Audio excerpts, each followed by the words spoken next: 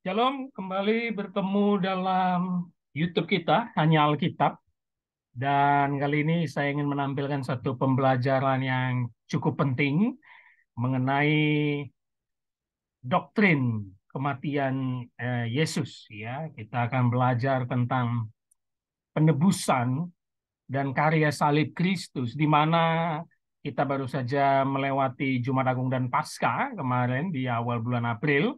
Jadi sekaligus ingin memberikan pembelajaran bagi kita untuk memahami karya penebusan Yesus Kristus yang dipandang dari berbagai perspektif.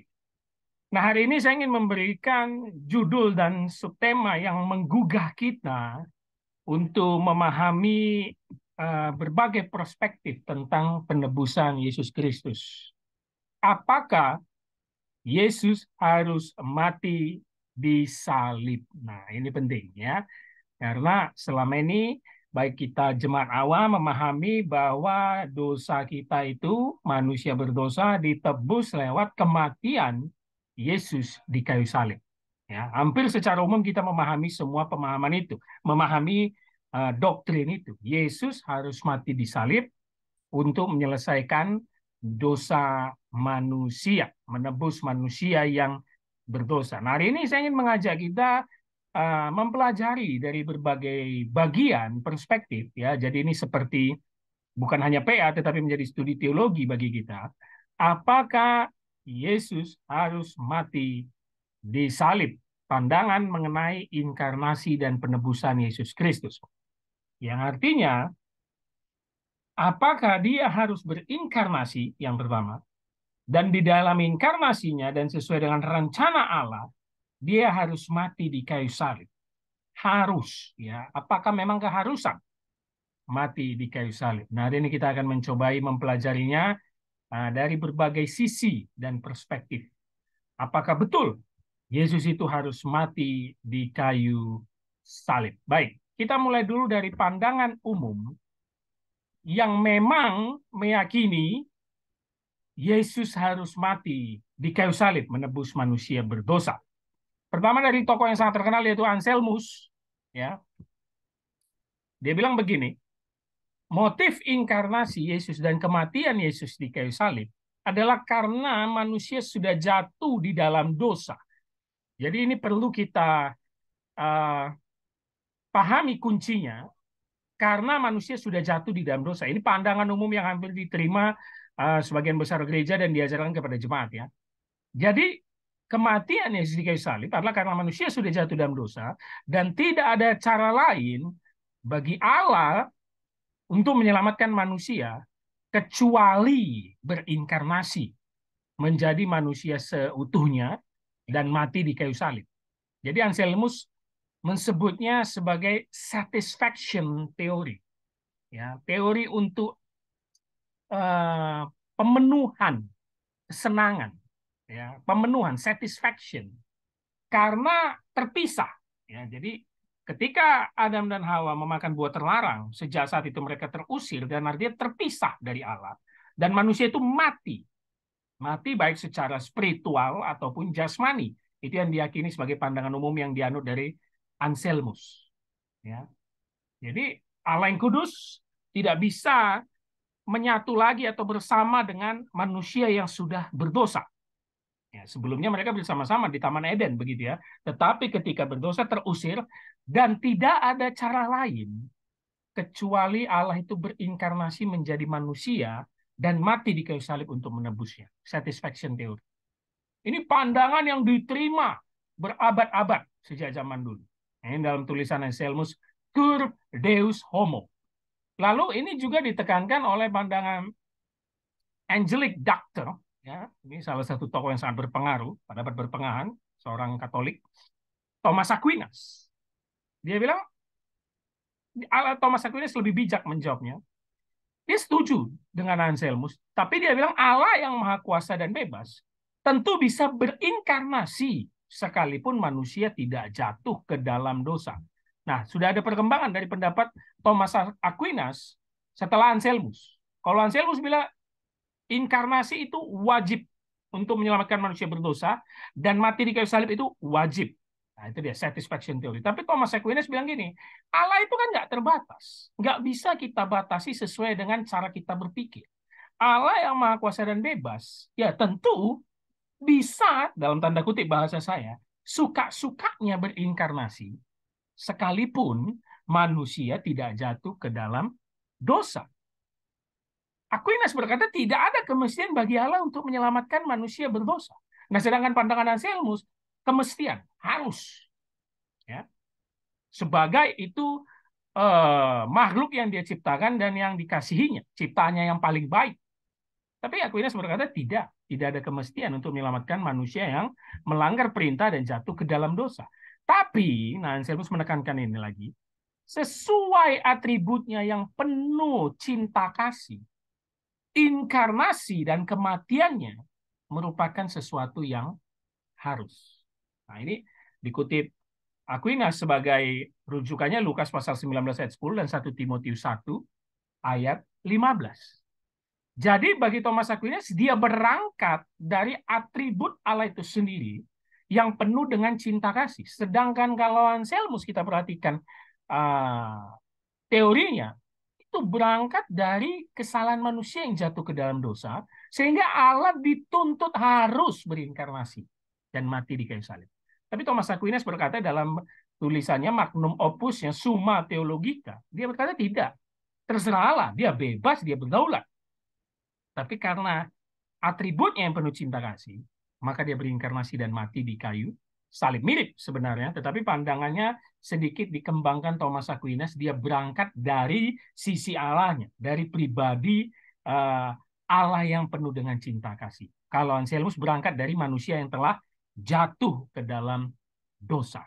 Nah, ayat ini bisa menjadi pendukung, teman-teman bisa baca sendiri, Lukas pasal 19 ayat 10 dan 1 Timotius 1 ayat 15. Nah, ini pandangan yang sangat umum hampir diterima, dan saya yakin jemaat Om juga diajarinya seperti ini, bahwa memang Yesus itu harus Allah itu harus berinkarnasi menjadi manusia sepenuhnya. Ya, jadi Yesus itu memiliki dua natur, Allah sepenuhnya dan juga manusia sepenuhnya, dan dia harus menebus manusia berdosa, mendamaikan kembali hubungan Allah Bapa dengan manusia seperti di Taman Eden awal penciptaan, dan itu harus di kayu salib. Nanti kita akan lihat kenapa harus kayu salib. Nah, Thomas Aquinas mengatakan, in the first way, it was not necessary. Nah, ini pentingnya, not necessary, itu bukan kemestian. That God, bahwa Allah harus berinkarnasi untuk memperbaiki human nature. For God, with His omnipotent power, could have restored human nature in many other ways. Ya, bagi aku ini in many other ways. Itu penting. Mungkin kita sering sekali berdebat juga atau bertanya, jemaat kritis yang bertanya, kenapa setelah kejatuhan Adam dan Hawa ke dalam dosa, kalau memang itu akan merusak semuanya, merusak hubungan dengan Allah, dan Allah marah, dia tidak melenyapkan mereka dan menjadikan manusia yang baru. Nah, itu sering sekali menjadi pemikiran dasar yang dikemukakan oleh banyak orang, ya. Bisa dong, dia mau, ya bisa.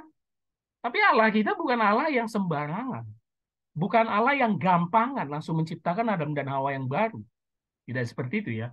Nah, disitulah Thomas Aquinas menekankan atribut kasih, ya, kasih dan keadilan Allah. Itu yang ditekankan oleh Thomas Aquinas. Nah, ini kembali ditekankan. Jadi pemahaman Anselmus dan Aquinas ini berkembang berabad-abad, tetapi diterima hampir semua gereja dan diajarkan, ya, sebagai doktrin tentang kristologi, kematian Yesus Kristus. Jika Yesus harus mati di salib karena dosa kita semua manusia, atau mengalahkan kuasa iblis dan maut, atau menggenapi nubuatan, maka teologi Anda itu bersifat dogmatis, doktriner. Nah, ini dia. Jadi pandangan umum ini adalah pandangan dogmatis. Ya, makanya gereja mengajarkannya karena ini dogma yang diterima. Jadi di awal ini saya ingin memberitahu kita, karena ini pandangan dogma, doktrin, maka jangan langsung mengatakan ini yang paling benar. Tidak. Ya, dogma itu kan pemahaman yang bersifat di awan-awan. Nah, hari ini saya mengajak kita untuk bersifat terbuka dan mempelajari banyak pandangan tentang inkarnasi dan penebusan Yesus Kristus di kayu salib. Kalau secara dogma, ya memang harus mati di kayu salib, berinkarnasi untuk menebus manusia berdosa. Nah, John Calvin, salah satu tokoh reformator yang sangat berpengaruh, berpendapat bahwa inkarnasi dan kematian Yesus di kayu salib adalah kemestian untuk menyelamatkan manusia dari dosa. Kemestian, keharusan. Jadi John Calvin juga berpendapat seperti Anselmus. Nah, ciri khas teologi John Calvin itu adalah kedaulatan dan ketetapan Allah, ya, ciri khas teologi reform. Inkarnasi sudah menjadi ketetapan Allah sejak semula. Nah, ini kita bisa panjang lagi berbicaranya dari sudut pandang teologi reform, ya. Apakah memang Allah sudah merencanakan, apakah memang Allah sudah berdaulat bahwa dia tahu manusia jatuh ke dalam dosa, atau Allah baru membuat rencana setelah manusia jatuh ke dalam dosa. Kalau Allah yang membuat semua ketetapan dari awal, berarti dia sudah tahu manusia jatuh ke dalam dosa, tapi kenapa dia tidak mencegahnya? Ini panjang sekali perdebatannya, tapi kita tidak akan masuk ke situ. Tetapi sesuai dengan ciri khas teologi reform dan juga pemikiran John Calvin, ya, dia berpendapat inkarnasi itu adalah sudah ditetapkan sejak semula.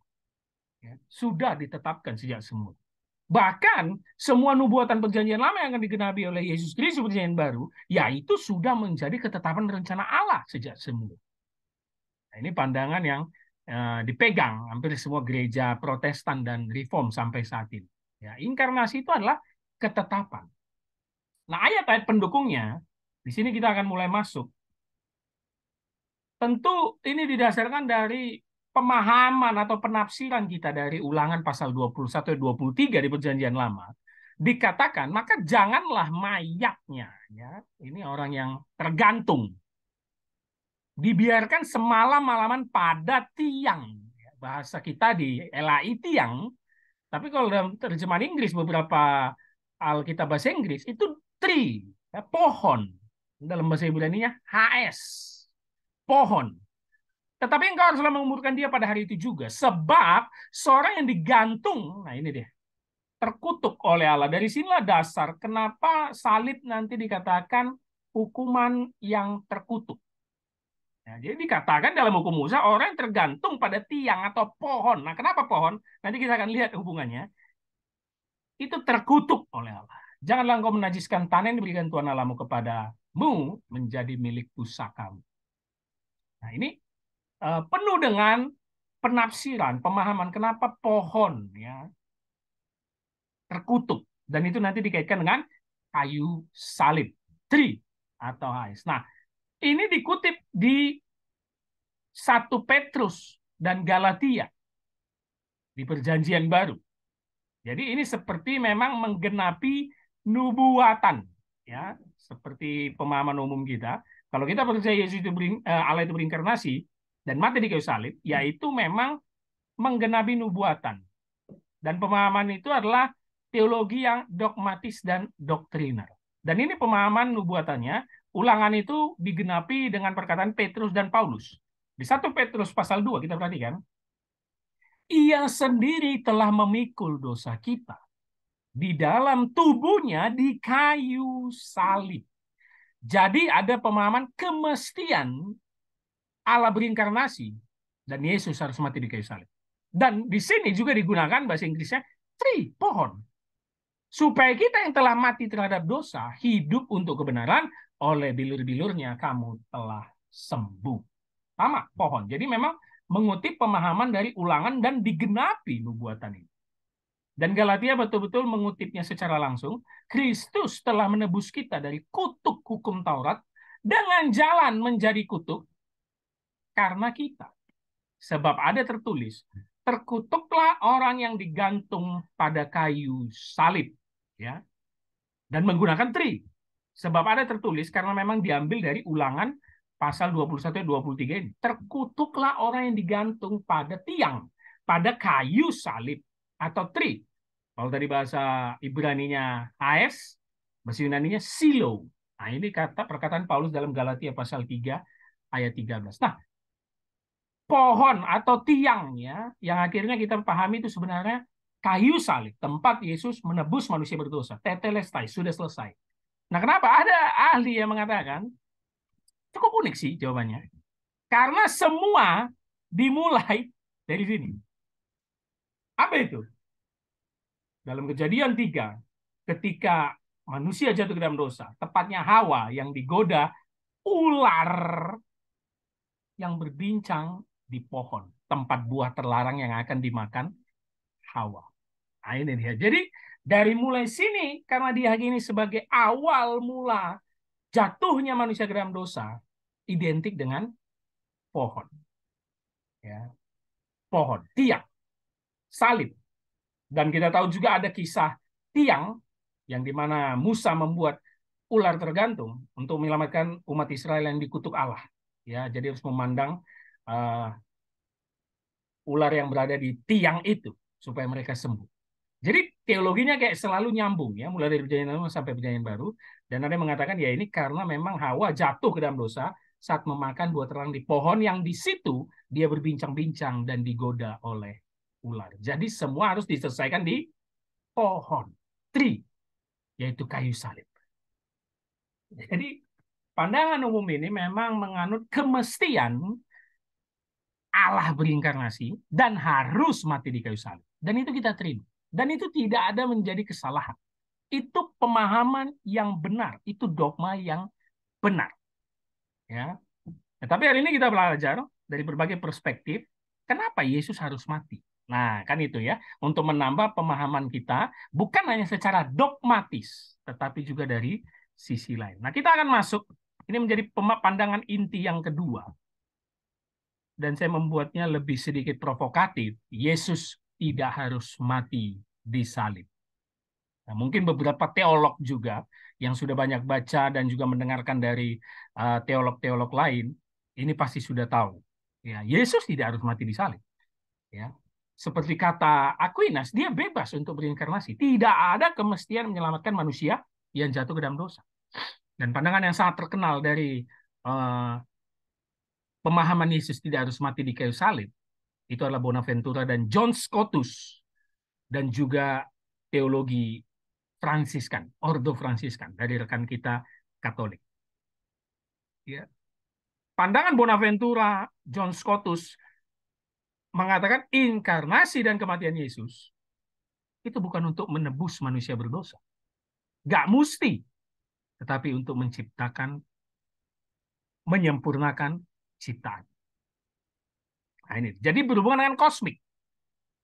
Allah akan tetap berinkarnasi walaupun manusia tidak berdosa. Nah, ini pandangan Fransiskan dan juga Bonaventura John Scotus yang paling sering dijadikan perdebatan, kontroversi. Ya. Allah tetap berinkarnasi walaupun manusia tidak berdosa. Nah, jadi kalau John Calvin dan para gereja-gereja awal ya reformasi itu menganut pandangan Anselmus. Tetapi kalau ini sedikit mengambil gaya pandangan dari Thomas Aquinas bahwa Allah itu bebas berdaulat, tidak ada keharusan ya. Allah bebas dan berdaulat, dia tetap berinkarnasi walaupun manusia tidak berdosa. Kenapa? Bonaventura menjelaskannya dan harus berangkat memang dari Allahnya, bukan dari manusia yang jatuh ke dalam dosa. Dimulai dari natur Allah Tritunggal yang saling mengasihi, ya. Allah Bapa, Anak, dan Roh Kudus. Sebelum kepada ciptaan, nah ini menarik, Allah itu berbagi kasihnya di dalam diri. Ya. Jadi ada persekutuan kasih antara Allah Bapa, Sang Anak, dan Roh Kudus. Sebelum memberikan kasihnya yang begitu besar kepada ciptaannya. Jadi lagi-lagi pemahaman ini selalu berangkat dari Allah. Kalau Anselmus itu berangkat dari manusianya yang jatuh ke dalam dosa. Ya, jadi Allah berbagi kasihnya dalam dirinya. Relasi Allah Bapa terhadap Anak dan Roh Kudus dalam misteri cinta kasih Tritunggal, saling berkelindan ya. Kalau bahasanya mulai dari bahasa Bapak Gereja itu perikoresis. Ya, ada kasih di dalamnya. Saling mengasihi sebelum memberikan kasih kepada ciptaannya. Nah, dalam tesis Fransiskan, ya, dikatakan sekalipun Adam tidak berdosa, sang anak tetap berinkarnasi. Apa yang mau dilakukan dalam inkarnasinya sekalipun manusia tidak berdosa, yaitu ini. Di dalam Kolose pasal 1 ayat 15 sampai 17, Allah yang tadi sudah memberikan kasihnya di dalam misteri cinta Tritunggal, lalu memberikan cinta kasihnya dengan penciptaan dunia, kosmos, ya, semua di dalamnya. Kasih Allah Bapa terlaksana dalam gambarnya, yaitu Sang Anak. Jadi kita sering sekali salah memahami bahwa kita ini adalah imago Dei, betul ya? Allah menciptakan manusia seturut dengan gambar dan rupanya. Ya, sebenarnya sama saja itu gambar dan rupa itu satu kalimat dalam bahasa Ibrani, nggak ada bedanya. Dan kita berkata itu kita, tetapi tidak loh. Kolose mengatakan gambar Allah itu ya Sang Anak, Yesus Kristus. Ya. Jadi melalui Sang Anak semua terjadi penciptaan. Nah, ini sering sekali dipelintir oleh saksi Jehovah di dalam Kolose pasal 1 ayat 15. Tidak ya, bukan maksudnya Sang Anak diciptakan, tetapi dialah sumbernya dan dialah gambar Allah yang kelihatan. Itu maksud di dalam Kejadian 1. Jadi bukan kita sebenarnya, melainkan Yesus adalah gambar Allah. Nah, menurut Bonaventura, penciptaan, jadi ini fokusnya memang kosmiknya ya, bukan manusia berdosanya. Nah, inilah perspektif lain kenapa Yesus itu harus mati. Kalau dalam pandangan ini, dalam teologi Fransiskan, Bonaventura bukan untuk menembus manusia berdosa, tetapi menyempurnakan ciptaan. Menurut Bonaventura, penciptaan terbagi dalam proses panjang yang disebut sejarah. Sejarah itulah yang memiliki tujuan untuk penyempurnaan pada akhirnya. Jadi ada waktu yang sangat panjang untuk penyempurnaan itu. Nah, penyempurnaan itu yang dari Allah berhenti karena manusia jatuh ke dalam dosa. Ya kita lihat mulai dari Kejadian 1 itu semua sempurna. Sangat baik. Tetapi berhenti karena manusia jatuh ke dalam dosa. Akibat dosa, penyempurnaan kosmik terhenti, penyempurnaan ciptaan terhenti. Maka itulah, menurut Bonaventura, Allah harus berinkarnasi untuk menyempurnakan kosmik, ciptaan ini. Jadi bukan hanya fokus kepada dunia, kepada manusianya, tetapi kepada seluruh ciptaan yang sudah dilakukannya, yang terus-menerus disempurnakan di dalam sejarah umat ini, tetapi terhenti karena dosa manusia. Jadi dia merangkum semuanya. Kalau pemahaman pandangan umum tadi ya karena hanya dosa manusia. Oh tidak. Bagi Bonaventura dan teologi Fransiskan, semua dunia ini. Nah jadi inkarnasi Yesus, ini polanya, itu bersifat ganda. Yang pertama sebagai sumber pemulihan, ortus, ya, sumber pemulihan, karena dialah sumber ciptaan dan dia juga yang harus memulihkan. Yang kedua adalah penyempurnaan, fructus. Jadi dari sumber kepada hasil. Penyempurnaannya, proses tahap demi tahap. Dan dari sumber menuju hasil, dari ortus menuju fructus, ini terhenti karena dosa. Itulah kenapa Yesus harus berinkarnasi. Bukan hanya untuk menyelesaikan ini, tetapi untuk menyempurnakan ciptaan sebagai hasil yang sempurna. Ya, jadi bermakna ganda. Ya, inkarnasi itu jugalah fructus, pintu yang membukakan kembali proses penyempurnaan ciptaan yang akan terus berlangsung sampai akhir zaman. Nah, jadi apa fungsi inkarnasi Yesus? Di sini Kristus berperan sebagai medium atau perantara yang menghubungkan keterpisahan yang sempat terjadi karena dosa antara penciptaan pertama, ini dia, ortus sumber, dan penyempurnaan ciptaan nanti sampai fructus dan hasil. Jadi sempat terhenti karena dosa. Nah, itu dia pentingnya. Penyempurnaan kosmik. Ya. Ini adalah pemahaman dari Bonaventura dan John Scotus yang juga dianut oleh teologi Ordo Fransiskan dari Katolik. Ya. Tentu teman-teman pernah melihat ini sebagai seorang yang suka teologi atau hamba Tuhan, ini sempat kontroversi sekali di media sosial pandangan Profesor Joas. Ya, ini kontroversi sekali, khususnya bagi gereja mainstream, apalagi Reform. Beliau sempat dihujat, ya. Beliau sempat dikatai profesor nggak jelas, ya. Pandangannya aneh-aneh, gitu loh. Menyesatkan. Pokoknya ini sempat ribut sekali. Beliau bilang gini di dalam salah satu diskusi teologi di channel YouTube yang juga cukup baik, yang memberikan banyak pengajaran, teologi. Itu siapa nama beliau ya, yang di dalam channel itu? Nindyo, Mas Nindyo Sasongko, ya, Profesor Joas, dan berbicara soal ini. Beliau mengeluarkan kalimat yang sangat kontroversi. Dia katakan, katakanlah, misalnya Kristus ketabrak gerobak dan mati. Atau Kristus mati karena usia tua. Identitas Kristus tetap adalah sang kurban. Dia menjadi kurban bukan karena dia mati di atas kayu salib. Dia mati di atas kayu salib karena dia adalah sang kurban. Nah, ini penting juga karena dalam teologi Fransiskan tadi, kurban ini sangat ditekankan, teologi kurban. Nah, jadi yang dicatat orang itu ya ininya itu. Katakanlah misalnya Kristus ketabrak gerobak, ya. Ya identitas Kristus tetap sang kurban. Nah, ini kan nggak diterima bagi kita yang tadi menganut pandangan Anselmus ataupun John Calvin, pandangan umum, dogma. Ya boy, Yesus Kristus itu berinkarnasi harus mati di kayu salib. Nggak bisa cara lain, dia harus mati di kayu salib, menebus manusia berdosa. Masa ketabrak gerobak atau mati usia tua gitu loh. Oh, ini sempat menjadi perdebatan, beliau dikata-katai. Tetapi yang mau dikatakan Prof. Joas, orang yang mengata-ngatai itu tidak memahami salah satu perspektif dan pandangan dari teologi kurban dalam tesis Fransiskan. Tidak memahami perspektif lain seperti Bonaventura dan John Scotus tadi. Dan salah satu yang menganut dalam pandangan tesis Fransiskan itu memiliki kalimat seperti ini. Saya bacakan. Tak hanya kematiannya, namun seluruh kehidupannya merupakan sebuah kurban. Ini pandangan Leonardo Boff, ya, yang dikutip oleh Prof. Joas juga. Dalam presentasinya dia menjelaskan nih, maksudnya kurban ini apa. Tak hanya kematiannya, namun seluruh kehidupan Yesus itu kurban. Semua merupakan penyerahan diri yang utuh. Mulai dari awal dia sudah berinkarnasi.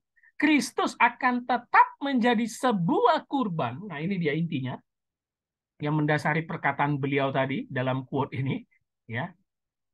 Kristus akan tetap menjadi sebuah kurban sekalipun ia tak pernah dikorbankan. Jadi ada permainan kalimat kurban dan korban, ya. Kristus akan tetap menjadi sebuah kurban sekalipun ia tak pernah dikorbankan, tak pernah mencurahkan darahnya, yang artinya tak perlu mati di kayu salib. Ini bukanlah kurban, ya. Kurban adalah pemberian diri. Pemberian diri utuh itu apa? Pemberian kehidupan dan kematian secara total. Ya, jadi memang Yesus itu berinkarnasi bukan hanya untuk menyelesaikan tugas mati di kayu salib tok, gitu.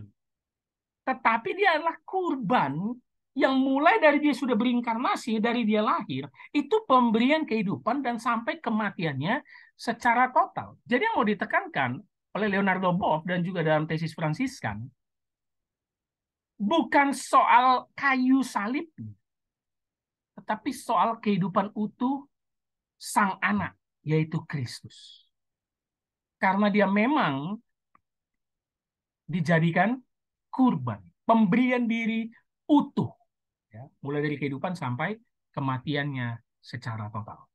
Nah, ini pandangan yang dianut oleh rekan-rekan kita, Ordo Fransiskan, dan juga berbagai bagian gereja lainnya. Jadi tidak hanya di kayu salib, seperti pandangan tadi. Ini pandangan John Scotus, ya, dan juga Leonardo Boff. Ini semua teolog-teolog yang memiliki pandangan berbeda dengan reformator, ya. Tadi pandangan ini Bonaventura dan John Scotus. Teman-teman sudah bisa menemui ini di dalam berbagai jurnal pandangan ini, ya. Jadi akhirnya kita mendapatkan pandangan baru. Bahwa ya Yesus mati bukan hanya untuk mati di kayu salib dan menebus manusia berdosa, Tetapi sesuai Bonaventura itu penyempurnaan kosmik dan juga sebagai kurban. Ya.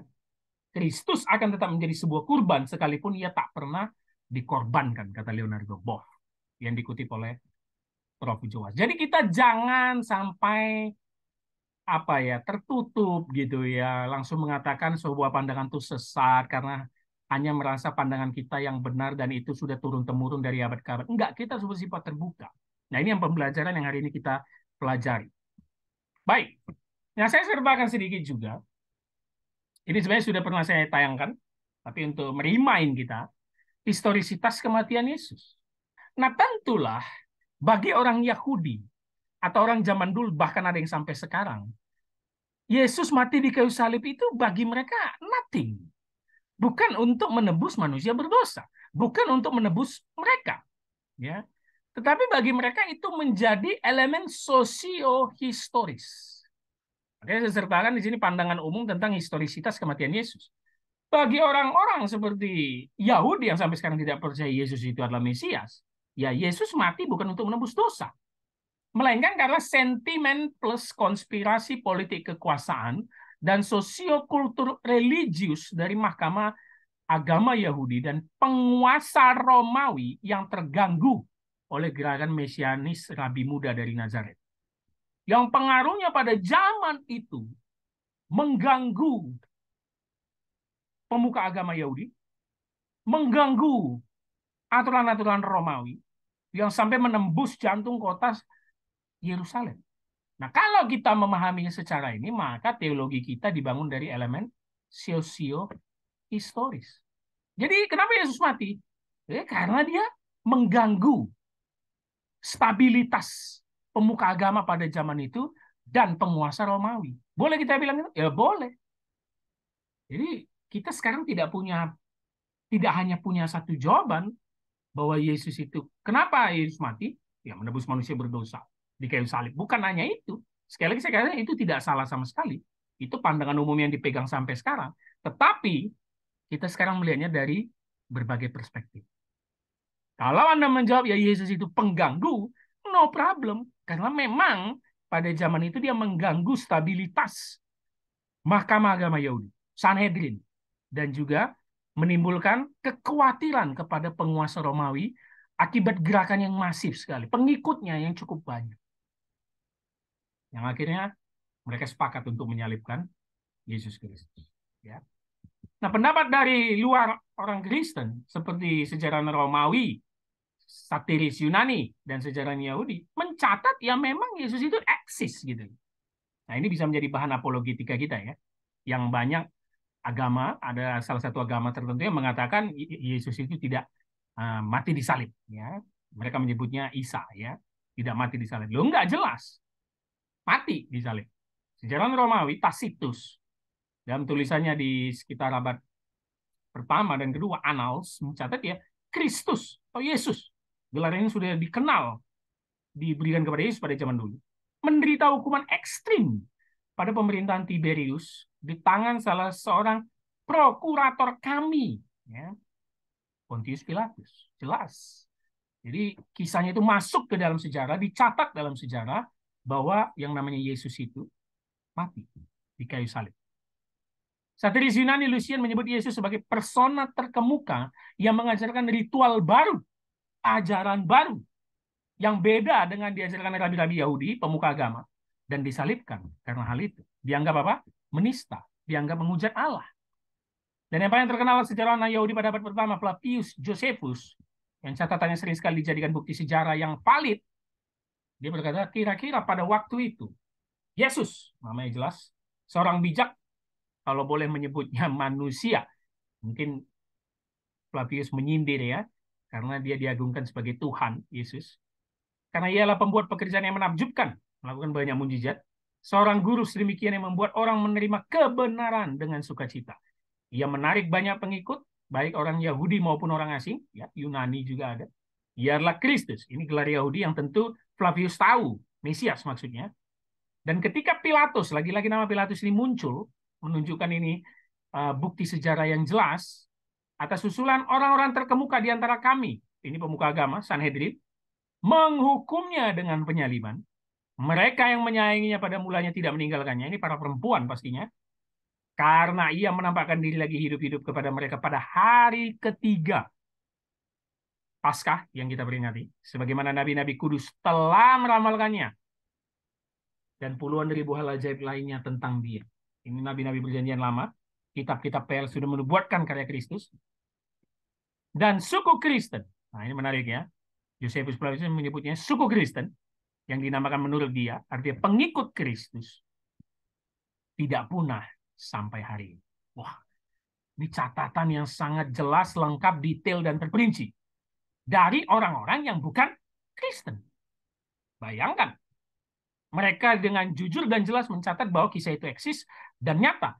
Bahwa Yesus itu seorang guru, rabi, yang membuat banyak sekali mujizat, keajaiban, dan pengikutnya banyak.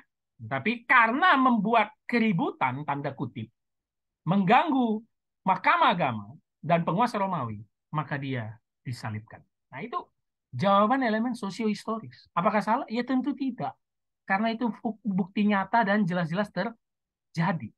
Nah, ini kan jawaban yang sangat menarik dari satu sisi. Ya, kita tidak hanya dogmatis soal menebus dosa, itu kan dogmatis ya, spiritual sekali. Tetapi sosiohistorisnya pun jelas.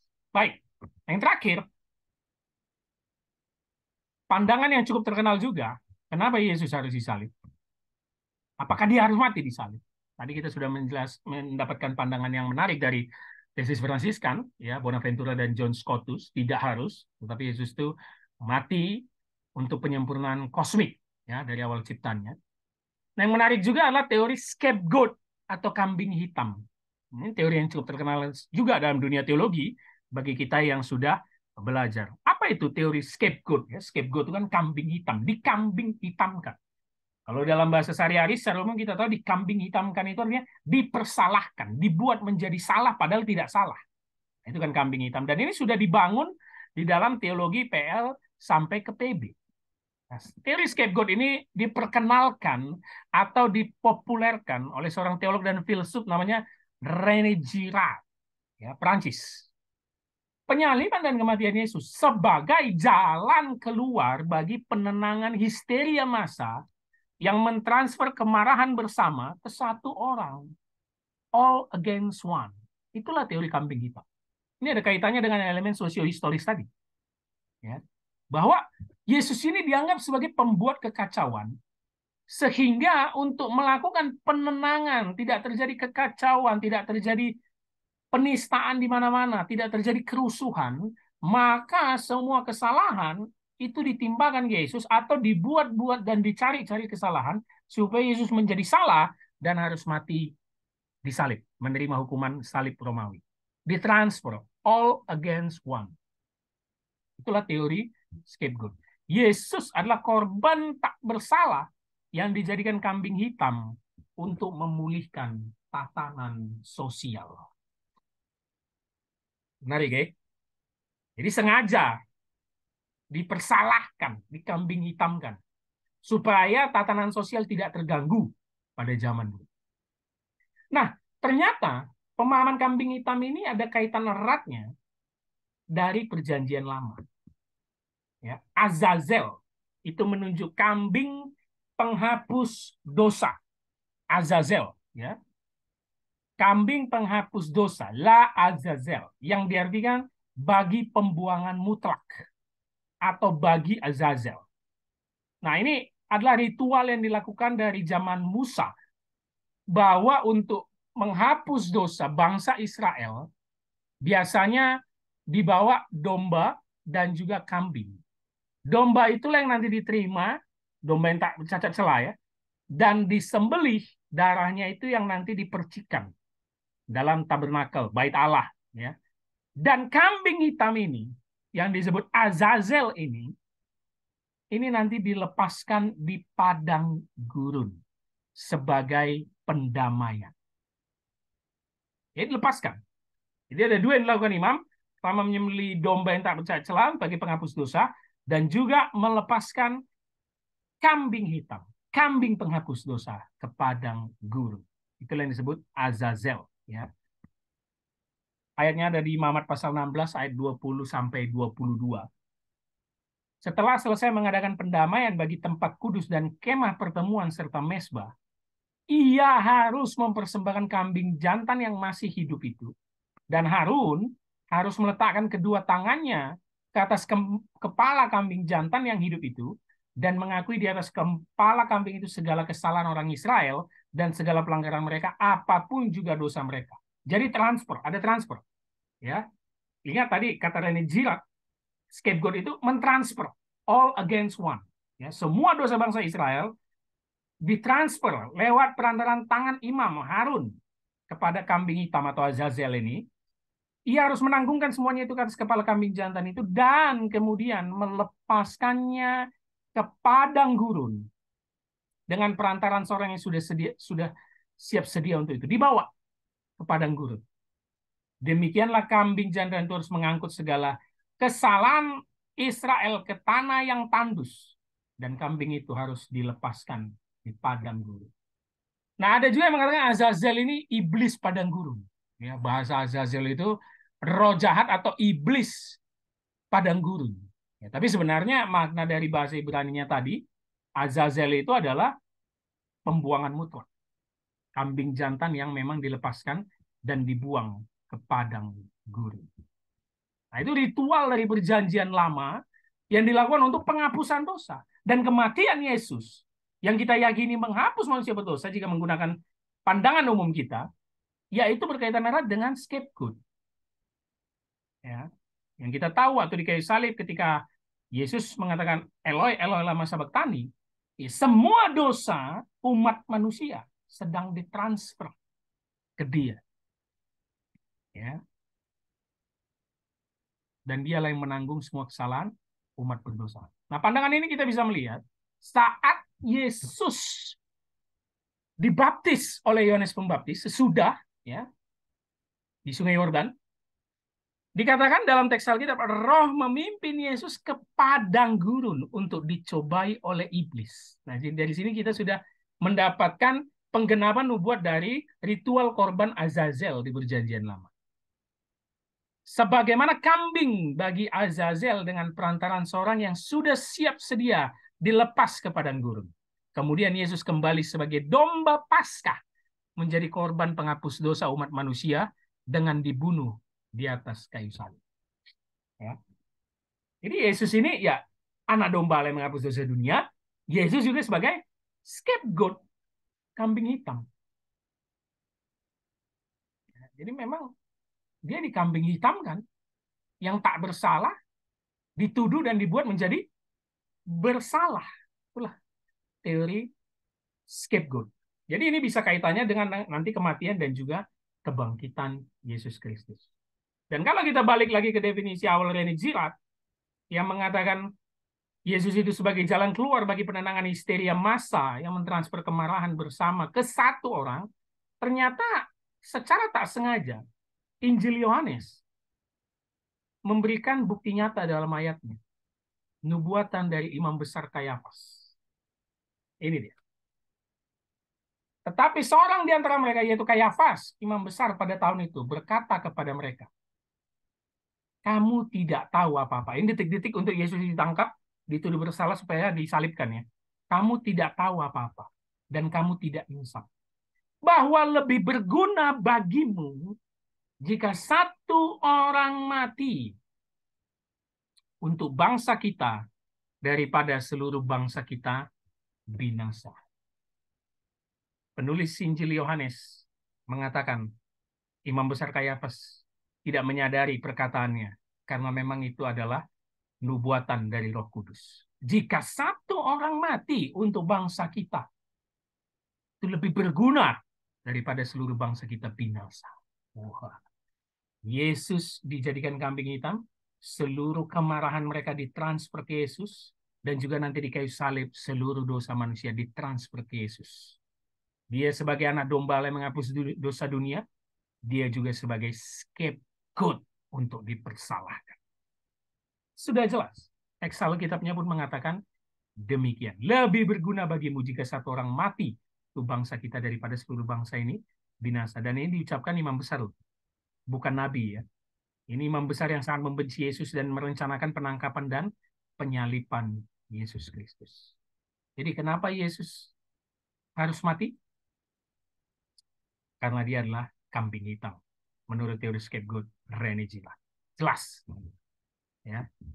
Jadi makanya tadi saya buat judul kita, apakah Yesus harus mati disalib? Ternyata memiliki banyak pandangan. Kalau pandangan umum kita yang berkata, yes, dia harus mati di kayu salib, no problem, ya, untuk menebus manusia berdosa sebagai uh, penghubung Allah Bapa yang kudus untuk bersatu kembali dengan manusia yang sudah dipulihkan dari dosa, ya, dan harus mati di salib, tiang atau pohon, dengan pandangan tadi bahwa dosa dimulai di pohon saat ular menggoda Hawa untuk makan buah terlarang dari pohon itu.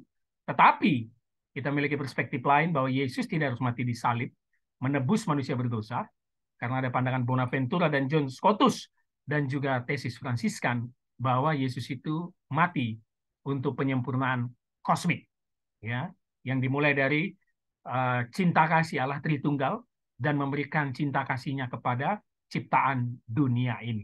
Dan juga dalam tesis Fransiskan bahwa dia adalah kurban, ya, teologi kurban. Artinya apa? Seluruh hidupnya dari awal itu pemberian secara total, kehidupan dan kematian. Lalu yang kedua, apakah Yesus harus mati disalib menebus manusia berdosa? Ya, tentu tidak juga, karena bagi pandangan historis sosiohistoris, ya Yesus mati karena dia membuat kegaduhan, ya, mengganggu stabilitas sosio-kultural religius Sanhedrin pada zaman itu dan memberikan kecemasan kepada penguasa Romawi. Artinya kematian Yesus memang tercatat untuk manusia berdosa itu secara dogmatis, tetapi secara historis Yesus memang mati tercatat di kayu salib. Itu dijelaskan dengan adanya tokoh-tokoh yang jelas, yaitu Pontius Pilatus. Dan yang terakhir, apakah Yesus harus mati di kayu salib untuk menebus manusia berdosa? Bisa juga kita hubungkan dengan ya, tetapi lebih dari itu, Yesus dijadikan kambing hitam atau scapegoat. Dia anak domba penghapus dosa dunia, tetapi dia juga kambing hitam yang dipersalahkan. Dan seluruh dosa ditransfer ke dalam dia. Ini pandangan yang akan membuka pikiran kita dalam memahami tentang inkarnasi dan penebusan Yesus Kristus. Kiranya pembelajaran ini menambah perspektif dan pengetahuan kita tentang kematian Yesus yang baru saja kita rayakan, Jumat Agung dan juga kebangkitannya Paskah. Dukung terus program kita, YouTube Hanya Alkitab, share dan komen, berikan kepada banyak orang untuk menambah pemahaman kita di dalam pendalaman Alkitab, dan dukung terus, kita akan menampilkan terus pengajaran-pengajaran dari Alkitab, doktrin, dan juga dari berbagai perspektif untuk membuka pikiran kita mendalami firman Tuhan. Sampai ketemu lagi di program berikutnya.